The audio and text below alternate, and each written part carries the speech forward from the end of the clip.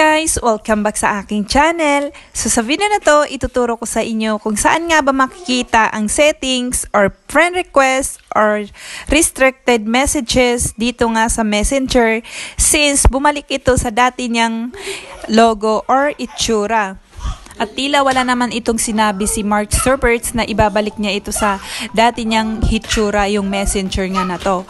Kaya naman isa na rin ako sa nagulat kung bakit nga ba ito biglang bumalik sa dati niyang hitsura. And medyo nalito na rin ako nung una kasi hindi ko nga mahanap yung settings nito. Kaya naman isi-share ko sa inyo kung papaano nyo or saan nyo nga ba makikita yung settings or friend request or gaya nga na mga restricted natin na messages. Okay, so first step, pag inopen natin ang ating mga messenger ay ayan, mapapansin nyo dito sa taas, wala na dyan yung ating profile kung saan pipinipindot natin dati and then nakikita natin dyan yung ating mga friend request or restricted messages.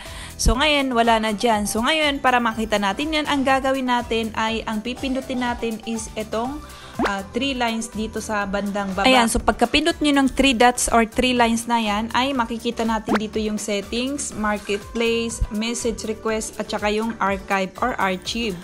And kung gusto nyo makita yung switch account at saka yung restricted messages, ang pipindutin naman natin ay itong settings. So pagkapindot nyo yung settings ay dito lalabas na yung switch account, active status, privacy and safety at iba pa, okay?